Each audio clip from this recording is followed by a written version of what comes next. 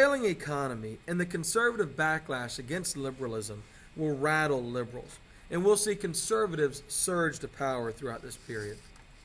A lot of the power base for that is what we call the Sun Belt. This is the area there in the bottom part of the country because it's warm and sunny, anchored really by Florida, Texas, and California, who are on their way to becoming the three most populous states, or three of the four most populous states. Will be the home of a new political movement. A political movement that will attack government regulation, will present a newer, more sophisticated form of veiled racism, where, kind of how to be racist without coming right out and saying racist things.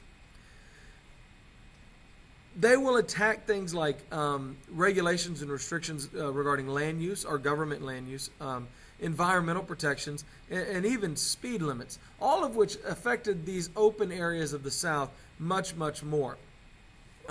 Particularly the American Southwest. A speed limit, may not be that big a deal on the congested highways of the Northeast, but if you're driving across the big expanses of Texas or anywhere there in the Sonoran Desert, a speed limit is going to be much more frustrating.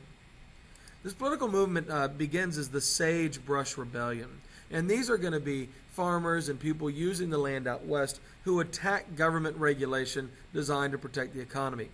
They presented the West as a victim of taxation and overregulation. Of course, we know throughout the course of this class that the West has received probably more per capita, well, definitely more per capita in government assistance than any other part of the country, and the infrastructure and development of the West is largely done with federal dollars. A major factor in the development of the West is going to be the increasing growth of suburbs.